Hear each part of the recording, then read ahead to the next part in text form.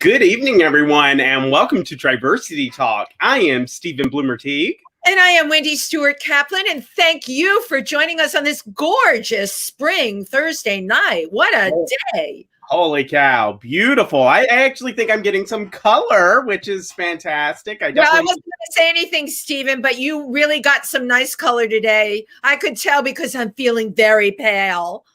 Well, if only we could all get out in the sun like me. I'm such an enthusiast for fitness and sun. Oh, yes, most definitely. So I'm so excited about our guest tonight. But before we got a bunch of upcoming things to talk about. Yeah. Yeah, first and foremost, whether you're here on YouTube or Facebook, if you're here for the first time on TriVersity Talk, welcome. Feel free to give us a like, a subscribe, a thumbs up, a heart, whatever you feel best to show your support. We definitely appreciate it. And while we're interviewing Miss Penny tonight, please send your questions because, sometimes we have time. We can read those questions during the show and get real-time feedback. So yeah, that would be, especially with the guests that we have tonight. I'm very excited. Oh, our guest tonight, her name is Ms. Penny Cost. And tonight we are going to explore, can drag open up the doorway to religion? What do you think? Well, we're going to find out in a second. Well, here we go, and welcome to the show, Miss Penny Cost. Hello! Oh, it's so good to be here. Well, it's so great to have a real church lady here. I've been described as a lot of things. A church lady, not really one of them. Thank you for being here with us tonight. You came all the way from the Midwest.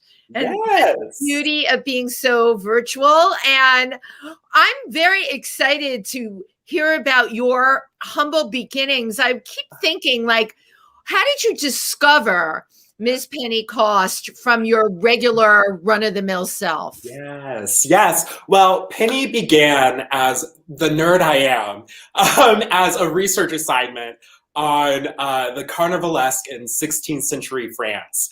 And there is this old Russian philosopher guy named Mikhail Bakhtin who has a theory that the best ways to subvert systems of oppression is by inverting the symbols.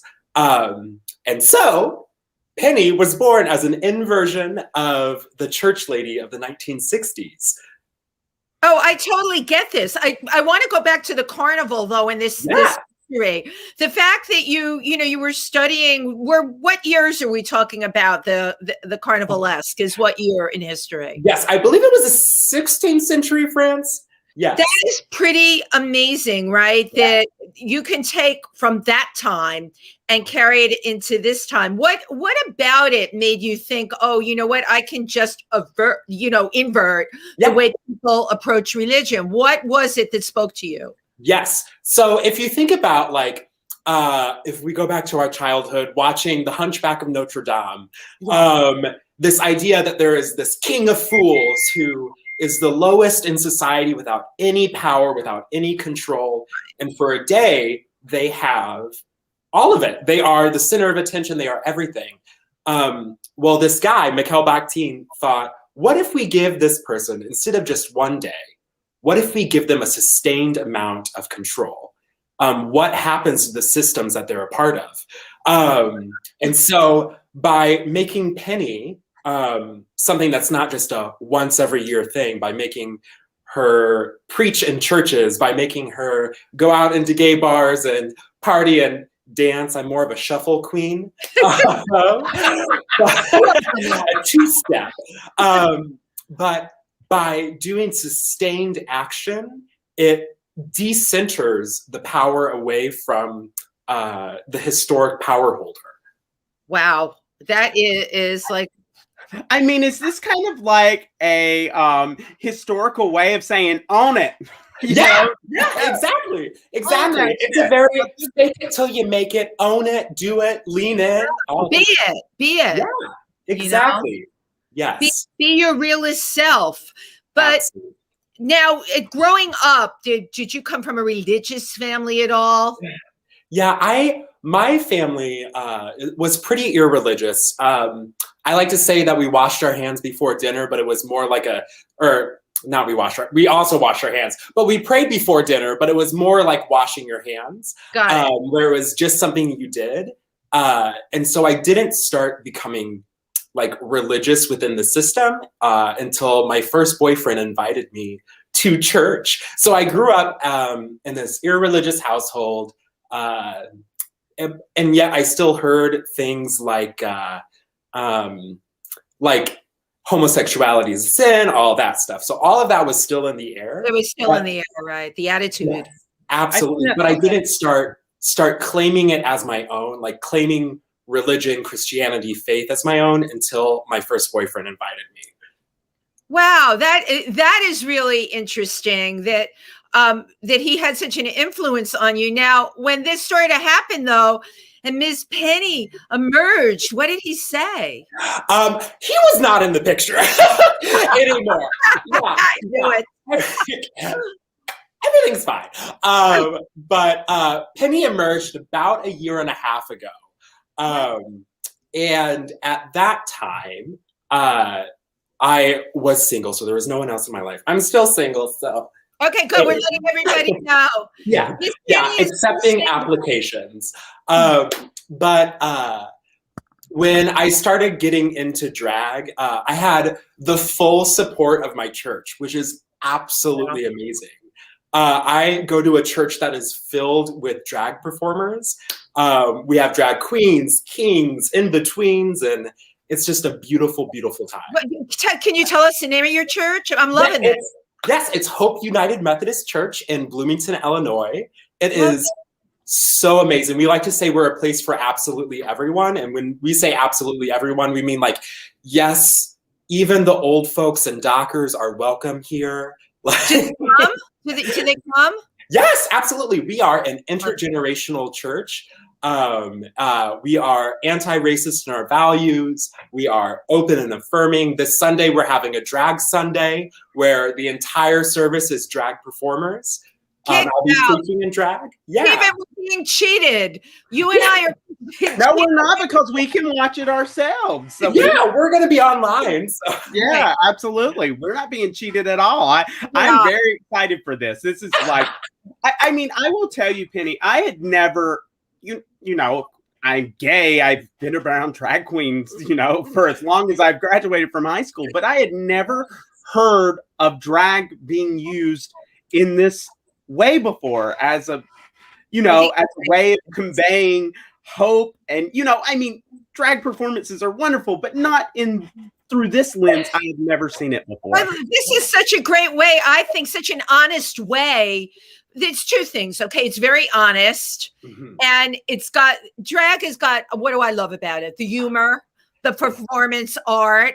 Let's face it. I love the glitz. I love the hair. I love the makeup. I love a good sparkly gown. Yeah, a good sparkly gown with fabulous lashes out to here. Yeah. But what better way can you think of, especially with people that have been turned off to religion, right? Yes. Now, a lot of people in your generation and even my generation have been turned off to religion. So you're bringing people back to the fold, I would think. Yeah, it's interesting because folks have every single reason to be done with religion because it's caused harm, it's caused oppression, it's caused everything that we have. And yet, I still believe that this genderless, formless, divine being, this thing in the sky, has this powerful love that is present, and it's doing different things and connecting folks in different ways. It transcends everything, this powerful love. Yeah. That is such an amazing message. Now, you've had old timers, you said, or that have come to church. Like, what has been like their reaction? I mean, we have drag. Our church is about 7 years old, so we're a new church start, whatever. But it's been a part of our church from the very beginning. So before we had enough folks to have a Christmas service, we had a Christmas concert, and it was emceed by a drag queen.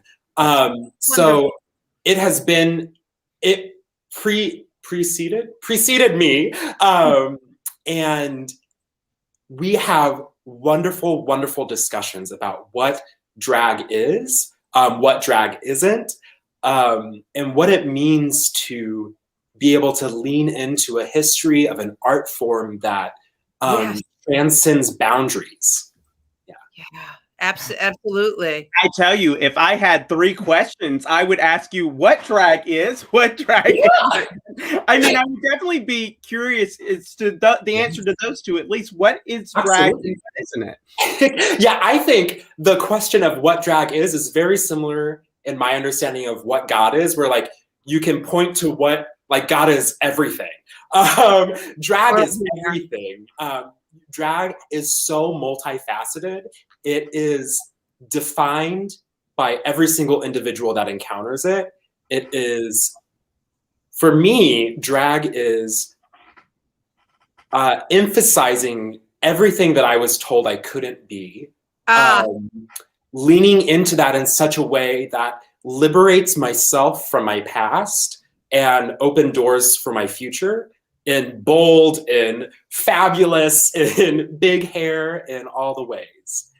Now, what was it like for you the very first time you became Miss Penny, like the whole thing? What was that like? What did you feel emotionally? I felt changed. I felt like I was a new person. Before Miss Penny, I had so many body image issues where I didn't love my body as much as I should as much as I could.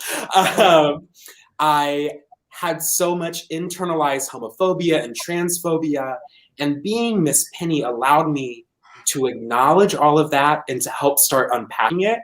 And I also like to say, my Penny was made by 3 people, me, my best friends, and Leah and Taba. Shout out to them.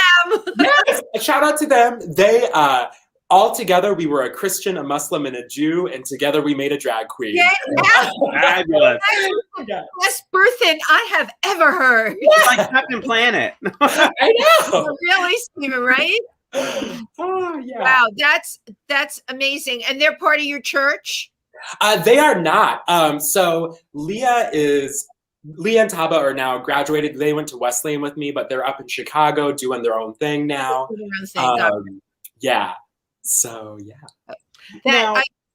Go ahead, Steven. Now, you were saying that you kind of discovered going to church at 17. Did that affect where you went to college? Had you already decided on Wesleyan, or? Oh my gosh. Yeah, I had not decided to go to Wesleyan until like after I had started going to church, but I also didn't know that the term Wesleyan was a religious thing. I didn't know it was either. What is so the United Methodist Church was founded by John Wesley, who is the founder of Wesleyanism.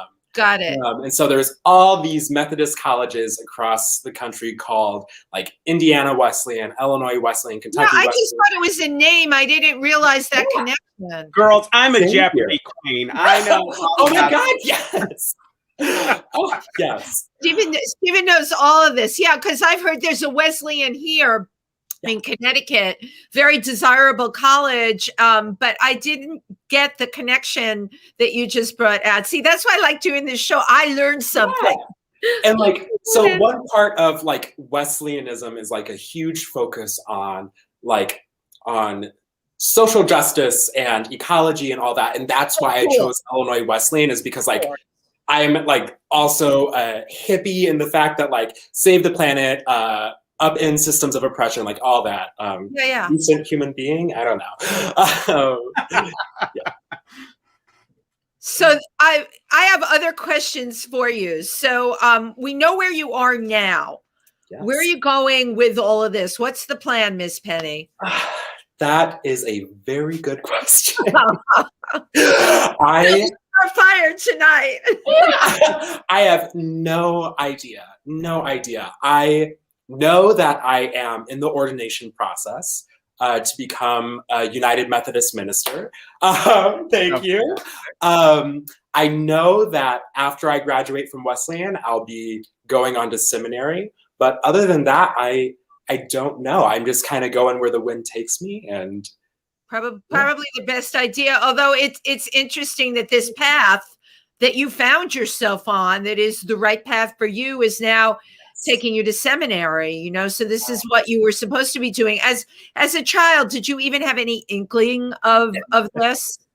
No. Oh my gosh. As a kid, I grew up. You wouldn't know it by looking at me, but my family, it was huge into hunting and fishing and like being in the woods. And so when I was little, I wanted to be like a marine biologist, whatever, like, or out in nature doing something. And so here. So they were like, hardcore outdoorsy. Yeah. That's kind of butchel. I'm stereotyping, but it is really kind of butch, you know? Oh my gosh. No, go ahead. Maria Von Trapp at the beginning of The Sound of Music.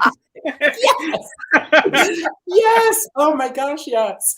Yeah, but like from age, oh my gosh, I think age 5, I would be up in a tree stand with my dad, or out hunting, fishing. I would be going for hikes. Playing in cricks was my favorite thing. Yeah. But it was all, you enjoyed it. Yes. Yeah. And that was really, I say that I grew up in an irreligious household, but I believe that I encountered my own, or started understanding spirituality in the woods by understanding that in nature, a tall tree, you can experience something divine. And so by kind of fading into the background of the world around, that's kind of where I found my spirituality. Wow. I can totally see that. I mean, especially where we are in Pennsylvania, the cascading waterfalls, the trees where we are, it's an incredibly beautiful area. And certainly with what we've had with this last year with the pandemic, it can make one question anything, but you go to the woods, right? And I know you're going to connect to this. You go to the woods and all of a sudden everything's better because you're allowing all that to speak to you and get involved. Now, did you, I want to go back to like you as a child. We always ask people this. When did you realize you were gay? Oh, yes. I, from a very young age, I was a wee lad back then. But I tried, it was probably, oh my gosh, probably 5th, 6th, 7th grade, somewhere around there. But at that time, I was like, oh no, I can change this. I am determined to be something better, to be straight. So you were actually in denial of who you were at that age. And did you ever like bring it up to your family at all? No, I knew that it was not an option. In my household, whenever we went out to eat, if the waiter was flamboyant, we would switch tables. Wow. And like from a very young age, it was very clear that being gay was the worst thing in life you could ever be. And so it wasn't until I eventually came out that when I was first dating the boyfriend who took me to church, that I really started grappling with that. What we're feeling. I think that's an interesting point that, because I think a lot of people think that a household that is not affirming to the LGBTQ community is going to be like a deeply evangelical household and you're going to church every Sunday. But that does not have to be the case. I mean, it's not just necessarily like a certain sect of a religion that you claim. no one experience is a monolithic experience. I love that. My God, that is just really, really well put. Yeah. So you, I think when we were talking before, you met this person at 17. So Yes. that would have been, your call to truth, so to speak. Yes, absolutely. Yeah. And when I came out, I ended up moving in with my grandparents for some time because my house just wasn't a livable space for me anymore. You told them at 17 that you were gay. Yes. Well, I was hanging out with someone and a parent had seen us hanging out. I was hanging out with that boyfriend and was like, that's not how friends hang out. And it became very clear. But it took several months for me to verbalize it, to be able to put words to that. And when I did, there was one of the people in my family actually told me, sometimes I wish you were a heroin addict because that would be fixable, or a paraplegic because that's at least natural. Oh my God. And that has taken me a long time to come to terms with, to heal and to kind of, Nadia Bolz-Weber says, when we speak, we as leaders need to speak from scars and not from wounds. And that has become a scar for me, where it's a part of my story, but it's not bleedy every time that I bring it up. Right. It's not an open wound, it's a scar. And yes, absolutely. You can take that experience, because there's a lot of people that have that lack of support and have had horrible things said to them. Absolutely. But I love your positivity, and I love the person that's right here before me virtually. Yeah, and I will also say that I am in the process of rebuilding relationships with my family.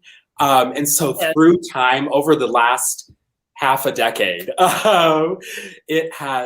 we have come so far, and so much healing has happened. That's an important message. Thank you for sharing that here tonight, because that's really good. And anyone that's going through that right now, it gives them hope.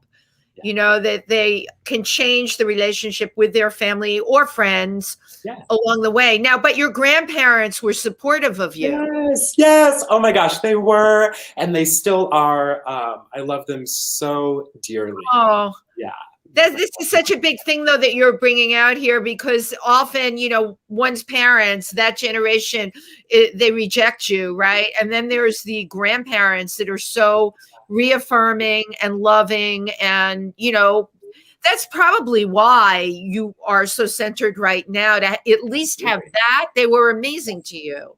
Yes, if I didn't have them, I don't know I don't know if I would be here, because I wouldn't have had a place right back then. Yeah, right.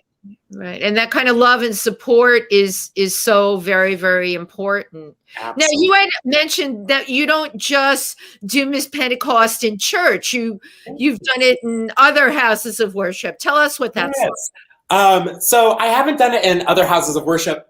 Like, I haven't been there as Penny, but I do a lot of interfaith work. You do so I have worked a lot with the Interfaith Youth Corps based out of Chicago. Here in town, when I am at Illinois Wesleyan, I was a multi-faith ambassador. So my job at Wesleyan was to bring together people of different faiths, different religious, irreligious backgrounds, atheist, agnostic, everything, and work towards a common good, to help fight poverty levels, to help fight education levels, and to help foster growth in the community. And so that's one of my favorite things is, of course. Of course, you're a wonderful ambassador for that too. Now, when you're being an interfaith ambassador, you're not Miss Penny, your regular self. I am, yes, yeah.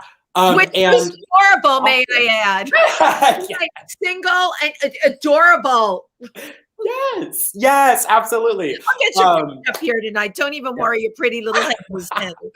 Yes, but I also, like, it was in that group that simple and adorable. It was in that group that really helped foster my confidence to like become Penny as well, because really the multi-faith ambassadors at Wesleyan were like my core group of friends who helped launch me into the world. Yeah. Love that. And you still have that core group of friends, right? Absolutely. Oh my gosh, yes. Yeah. Yeah. I think that's super important. I've always had a question. We talk about this a lot in the LGBTQ.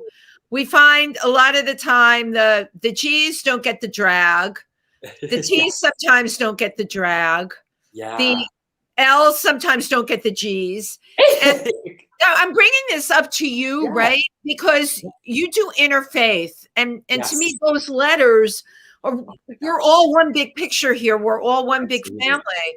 How do you break that down? How do you get people like within the gay community, not only to be just tolerant, but beyond that, super supportive, so that you don't hear things like, I don't get drag. I don't get. Oh my gosh.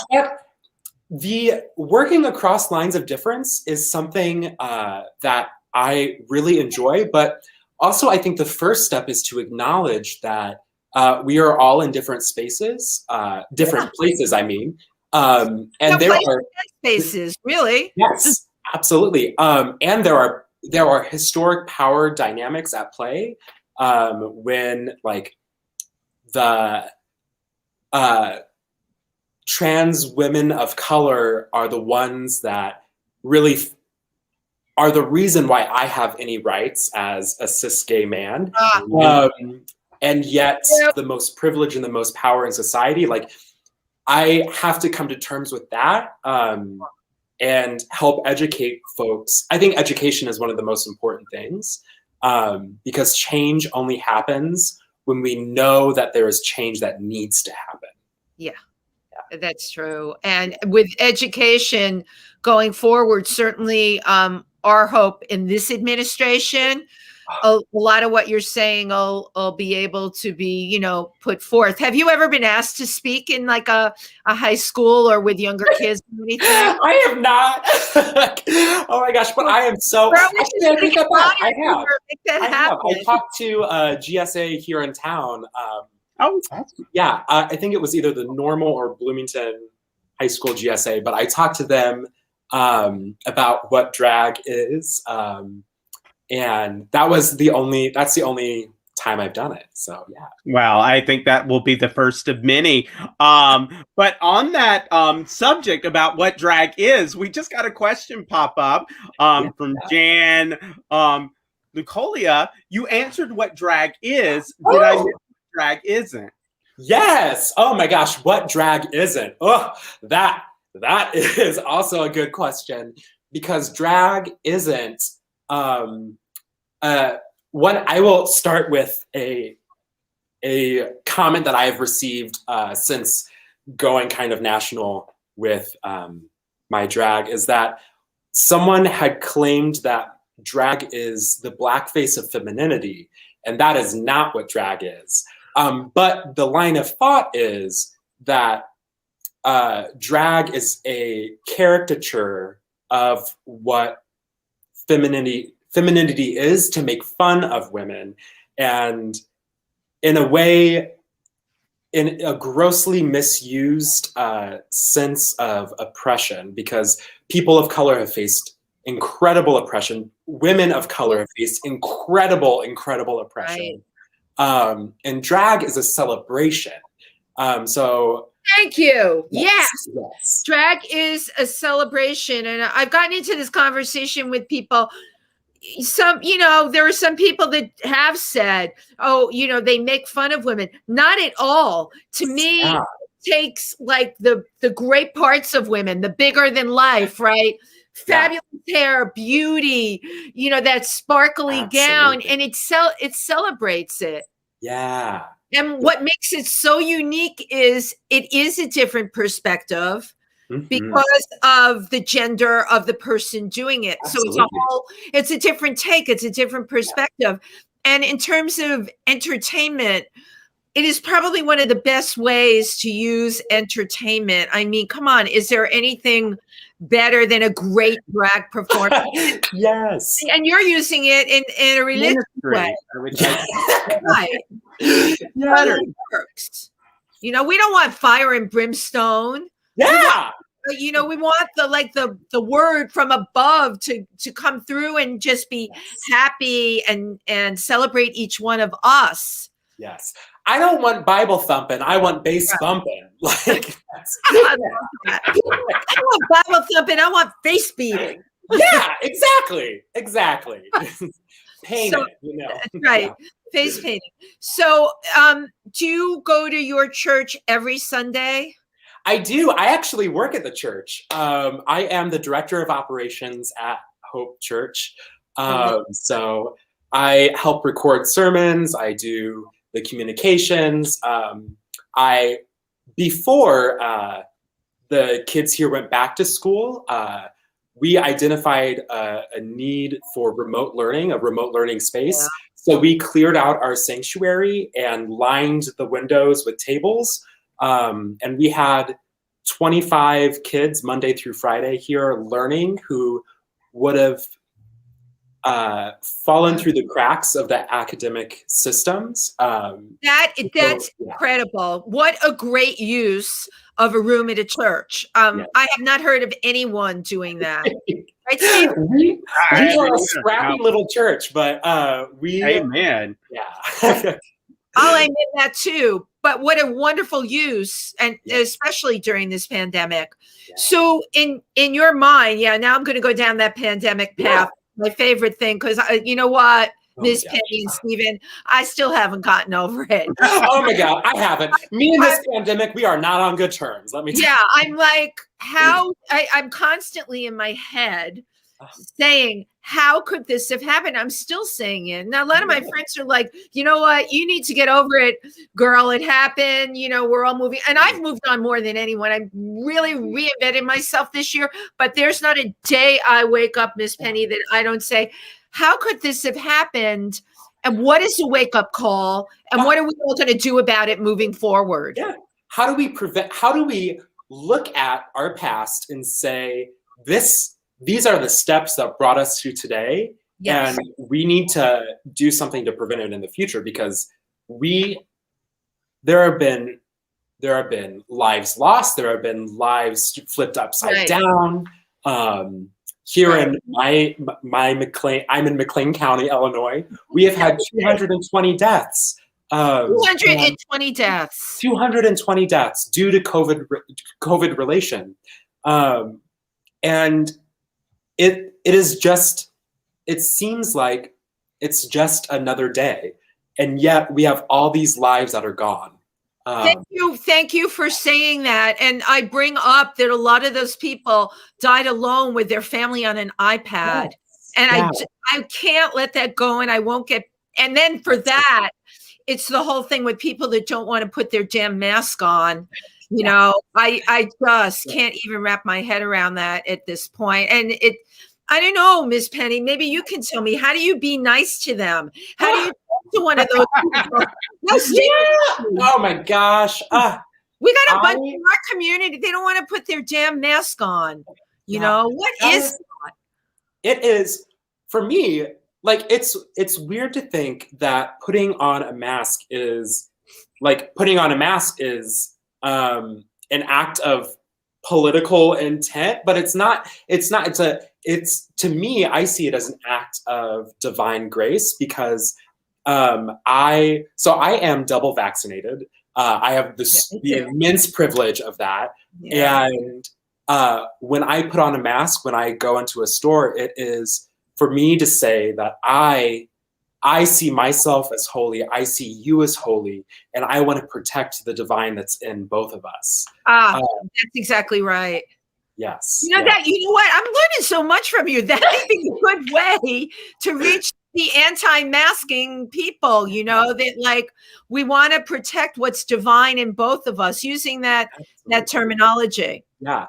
Yeah, it's when working across lines of difference between whether it's religious lines of differences or whether it's anti-masker versus masker, by identifying, I think it's important to use the language that they are using. And unfortunately, right now, a large proponent of the anti-masking population is the evangelical Christianity. So by using the language of the divine and the spirit and all of that, it is easier to have a conversation. Right. Yeah, it does make it easier. So at the end of this pandemic, right, where do you think you're going to be at? How has it altered who Miss Penny is? Yes, it has. Oh my gosh. So I was about 4 months into my drag life when the pandemic hit. So all this momentum I had was just shut off. I was in my apartment by myself. And now coming on the other side of the pandemic, I hope that I am able to kind of connect. Like, I don't see my drag as being centralized within gay bars as much of drag is, because that is the safe space in many places. It is. It's a great venue. Yes, I see my drag as being more outside of those venues to have conversations. So I kind of see that as where I'm headed, if that makes any sense. That makes a lot of sense, and that's fantastic. I mean, yeah, absolutely. So I'm thinking with little children, whose parents are open. In New York City, Drag Story Hour is very huge. Yes. Wow, we're on the same mental wavelength, because I'm like, oh, we should be doing Drag Story Hour. And Miss Penny from Illinois. And oh my gosh, yes. And so I have actually started. I've been working with Drag Queen Story Hour, the national people, and started a chapter in Bloomington. But because of everything that has happened on my side with the pushback of major churches across the nation, that has been put on hold. But my goal is to get that up and running to help normalize queerness and to help educate on intersectionality and anti-racism at a young age. So yeah, and to be able to reach small children. Yes. Listen, what could be better for a small kid? And they've found this out. Drag Story Hour has been so great, especially with kids that are having trouble learning to read. Yes. I mean, I think how I was when I would have loved to have a story read to me by somebody that looked like you, because oh, sorry, I think you froze. Yeah, no. Oh, there we go. I was just gonna add, when I was a kid, my family was super tight-knit. One of my aunts taught at my grade school. The other aunt lived 2 houses down and babysat us. But reading was such a fundamental thing. We would sit on each other's lap and read a book, whatever. And this love for reading and love for knowledge has been central in my life. And so to help kids learn how to love learning, I think it's so good. And at the same time, learn about different people. And, it's like a win-win situation here. Absolutely. Right. Well, TriVersity is going to make a Drag Story Hour happen. And I want it to happen this summer. So oh my gosh, yes! Figure that out, whether we can do it live or do something else. But we've just got all sorts of wholesome queens in our lives that I think children benefit from. Yeah. Oh my gosh, that would be so much fun. I'm curious where you are, Miss Penny. Is it open? New York City has opened up quite a bit. Yeah. What is going on where you are? Yes, we are. I'm trying to think I don't remember what official phase we are in, but we're restaurants are open at limited capacity with masks and everything. Are that your clubs? Are they your? Yes, we have one gay bar in Bloomington, Normal. It's called the Bistro. It's been around for 30 years. God bless. Let's hear it for the Bistro. Yes, and Lancaster at the Bistro. Absolutely amazing. And there are, in like the surrounding towns, there's like one in all the major cities of Central Illinois. But yeah, they are open as long with limited capacity with masks on. Yeah. But it's a limited capacity with masks on. And we've actually started shows here again, Steven, in New York. That's incredible. Yeah, it's really incredible. I saw Nathan Lane posted something about being on Broadway again and how impactful that was. And it just brings the hope, ratchets the hope up. Yeah, you know what? We all need to have that. All performers need to have that. You know? Oh my gosh, there is so much power and hope that lies within art. It is just, yeah. So, yeah, Steven, go ahead if you were going to. I was going to say, kind of changing tracks for a second, I talk about how I met Miss Penny.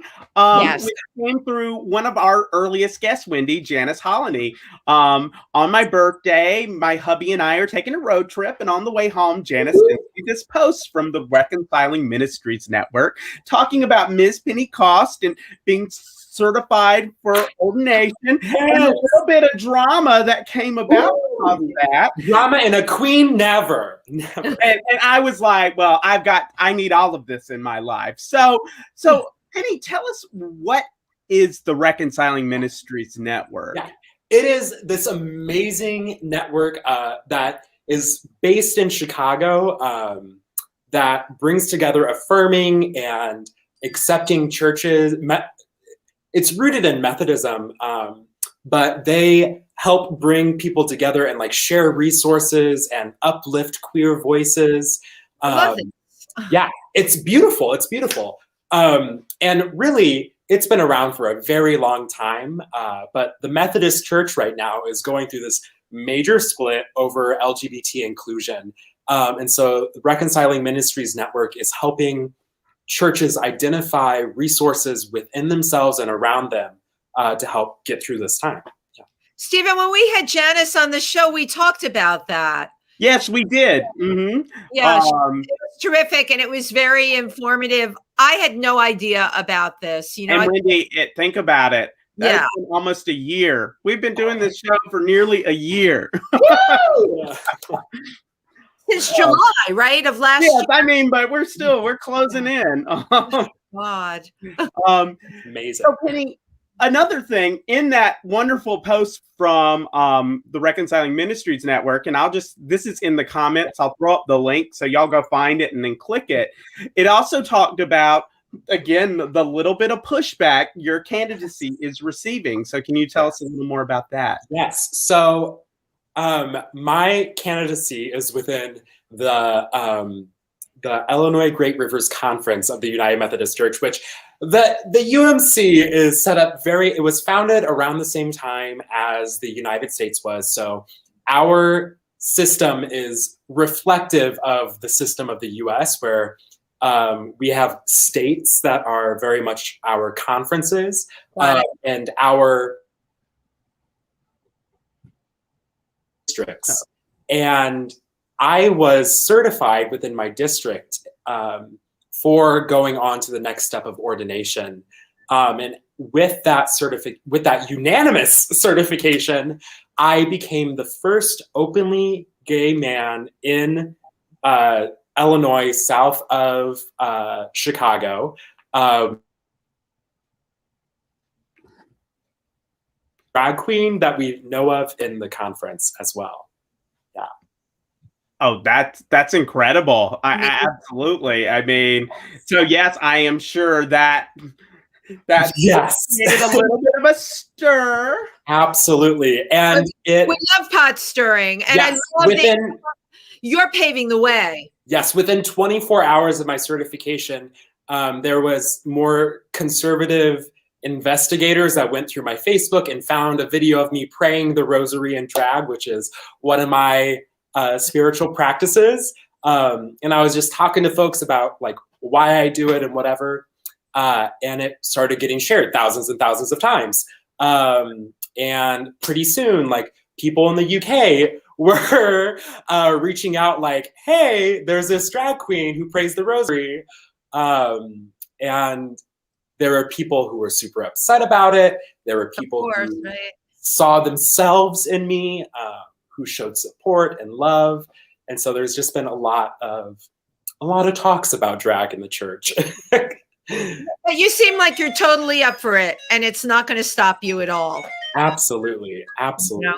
And you can't let something like that get in your way, as you know. Absolutely. And I always try to say that I have so much support within my conference between my people. And with that, I have so much privilege to be able to walk through this process and help break down the system so that people with less privilege than me can come through it and not face the same pushback. That's a beautiful observation, and it really is. Take the approach, no publicity is bad publicity. I think about the fact, not necessarily just because it gets attention, but for you, it gets the attention of other people who might have never known this. They see this shared from some really conservative place, but they're a little gay kid who happens to do this and think, I mean, even in sharing something that a group supposedly considers bad, good comes of that. So, I mean, Steven, that's absolutely true. So I'm curious, being that you have embraced Ms. Penny and what your message is it hard to meet somebody? Meet someone how? What do you mean? You know what I'm saying? No, because in general, I've had friends that did drag for years. Absolutely. And now they're in their 50s. And it was always an extremely rocky road if you did. And I'm not trying to generalize. Right. There are people who love it and there are people who hate it. And honestly, before I went to my first drag show, I had all this internalized stuff where I thought, well, I may be gay, but I'm not drag queen gay. I'm not that. So I'm better. I'm a better gay. And it wasn't until I went to my first drag show that I really experienced what acceptance is on that level. And so I hope, my hope is that people who I date or whatever or encounter can start experiencing what acceptance is and what that means to be in a community with so many different types of queerness. Yes, and accepting of all different types of queerness, or every one of those levels. The feminine. You can embrace the feminine as much as you can embrace the masculine. That doesn't make you any more or less gay. Yes, absolutely. I can go fishing and I can put on a wig, you know. I want to see you go fishing with that wig on. Yeah. Oh my God. I'll be blown away. They'll be like, how'd that tumbleweed get here? You know? That's totally what I want. So Ms. Penny, what's like next for you in general? You're going back to school, right? Yes, I return to school in the fall. Okay. Before that, I have this summer where we are effectively relaunching the church because we've been not in person for an entire year. The in-person thing is going to happen this summer. Yes, then. We are doing outdoor worship services and like starting to like bring people back together and everything. So that's great. Slowly but surely, we'll be inching back towards a new type of normalcy. Our new normalcy. Yeah. With our scars, because yes, you know, they're not open wounds, but they are scars. I'm a totally different person than when we from the beginning of the pandemic to now, and I think about that all the time. I can see my reactions to things. All of us as human beings has had to like be the game changer, you know? God, yes. And like I am a huge advocate for therapy because sometimes I sit down and I'm like, okay, okay, Emma, we just need a chat. Like, sit down and buckle up because it's been a wild week. Oh, my that gosh. was today on the phone with my therapist. I was like, we're ready to talk about it. We're about to have some fun. Yeah, therapy, talking about our issues and like the things that are happening. It's so important. So important. I agree. Yeah. I totally agree. Do you meditate? I wanted to ask you that. I do. Oh my gosh, I do. I figured. I like to practice this thing called Lectio Divina, which is like you read a sentence. It's rooted in a Benedictine practice, which is a Catholic-y type deal. But you read a sentence multiple times, and you just listen for something that speaks and moves in you. Oh, I love that. Yeah, it's wonderful. It's so relaxing, and you just look for one word within that that bubbles up and like germinates into an idea, and you see what happens. And so that's one of my favorite meditations. Yeah. That's me. I didn't even know about that, but wow. Yeah, and like you can do it with like pictures of art. They call it Visio Divina. And it's, there's lots of it. That's amazing. So we have a couple of questions that I was going to throw out. So we have one from Janice Hollaney, who brought us all together. Hey! Janice, hey. What was your experience in interviewing as a candidate for ordained ministry? Yes, that is such a good question. I walked into the interview not knowing whether or not I would be certified.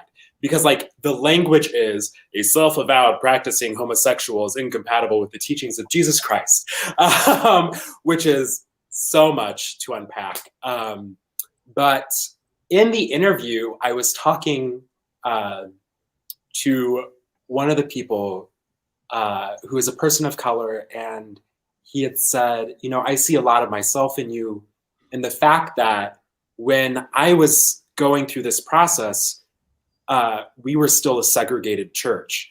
And I would only be appointed to the failing, to the poorest of the churches. And it was such an uphill battle to claim my legitimacy as a pastor. But you kept going. Yes. And so it was this beautiful moment of connection. And so all in all, it was a beautiful experience. I left and I sat in my car and I just cried tears of joy. So yes. Yeah. That's wonderful. So the next question is kind of like a complete different change of pace. So Mary Weber Krause talks about most trans women, when they first come out, are asked, are you a drag queen? Yes, and that leaves a bitter taste with seeing drag queens. Do you have any thoughts on that? Oh my gosh. My first thought is like that I see you, and I am sorry that is your experience. That should not be an experience. I think that speaks to the need for education, because being a trans woman is a persona that I put on, that I engage with. Being a trans identifying individual is who you are 24/7. I almost said 9 to 5 because of my dolly hair. Is 24/7. I know, 24/7. It's who you are. Right. And so drag is not, while there are trans people who are drag performers, not all drag performers are trans individuals. Yeah. And that, it seems like such a simple concept, but the amount of times I've had to explain that to people, because I get asked that constantly when people try, and people need to have peg holes that they can put other human beings in. And they can't, the thing between trans and drag, which is crystal clear to me, is just not crystal clear to and like if we look at the history of drag was the necessity to to be able to be with, for gay men to be able to dance with one another, because there used to be a law that two men could not dance together. And so dressing in drag was one way to combat that. There are lots of different ways. There are a lot of different overlaps with trans identity and drag, and it's very convoluted. Can be, yeah. Absolutely. So I can't believe how quickly an hour can go by. Wendy has one last question. Wendy, ask your question before we Where get did you come up with the name Miss Pentecost? Oh, yes. Miss Pentecost. Yes. It may be Pentecost, but you tell me. Yes. So, yes, exactly. From this story of Pentecost, which for those who are not a Bible nerd like me, it is this story that after Jesus Christ was crucified, all the guys went and locked themselves in a room. They're like, I don't know what's going to happen. Like, I don't know what to do. I'm very simplifying it. And then all of a sudden, the Holy Spirit came upon them in tongues of fire. So all these men were flaming up in a locked room. And I am a flaming man. And they started being able to talk in different languages, in different ways that they didn't know. Right. Yes. And so for me, drag is my different way of speaking. It's my way of speaking in a new way to new people. So that's where Pentecost was born. Love it. Loving the metaphor. It's perfect. Yes. Well, so Miss Pentecost, so speak to us for one last moment. Tell us anything you want to share with everyone, and the floor is yours. Any message. Oh my gosh. I just want every single person to know that you are, whether or not you're queer, whether or not you're LGBT, whether or not you're Christian, you are perfect. You are beautiful. You are who you are meant to be. And whether you come out of the closet when you're 17 or whether you come out of the closet when you're 93, there is a place for you and there are people for you. That's kind of beautiful. Beautiful. Well, Penny, thank you for joining us, and it has been wonderful. And thanks to all of you for watching. We appreciate you tuning in each and every week. And don't forget, if you're on YouTube or Facebook, give TriVersity a like or subscribe. We greatly appreciate it. And Wendy, any final thoughts before we head out tonight? Tune in next Thursday night. Oh no. Don't tune in next Thursday night.